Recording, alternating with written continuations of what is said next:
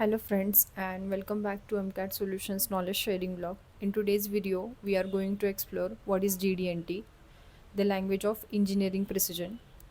GD&T stands for Geometric Dimensions and Tolerance.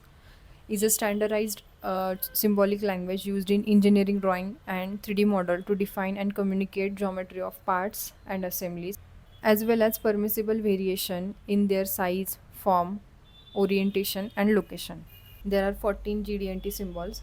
We describe it in 5 types: form, profile, location, orientation, and runout. In form, there are 4 symbols: straightness, flatness, circularity, cylindricity. In profile, there are 2 symbols: profile of surface, profile of line. In location, there are 3 symbols: position, concentricity, symmetry. In orientation, there are 3 symbols: perpendicularity, angularity, parallelism. In runout, there are 2 symbols: circular runout and total runout. Straightness is a form tolerance that controls how straight line, element, or axis must be. It's unique because it's only the form control that can be applied to either a surface or an axis. Next, flatness. Flatness is a form tolerance that controls how flat a surface must be. It's one of the simplest and most fundamental geometric controls. In GD&T, circularity is a form tolerance that controls how closely a feature's cross-section conforms to a perfect circle. In GD&T, cylindricity is a form tolerance that controls how closely a cylindrical surface conforms to a true cylinder. It's a three-dimensional control that ensures the feature is both round enough and straight enough along its entire length. In GD&T, profile of surface is a powerful and versatile geometric controls that defines a 3D dimensional tolerance zone around a surface.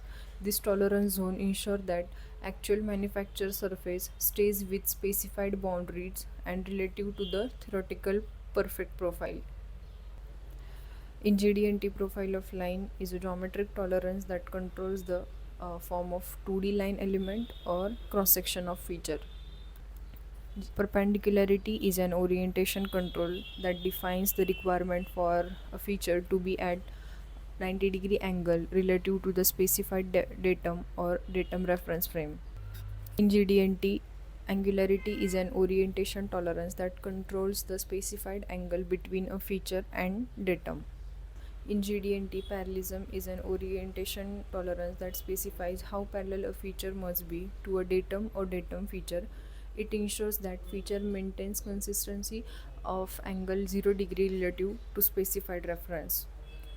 Position is one of the most powerful and frequently used geometric control.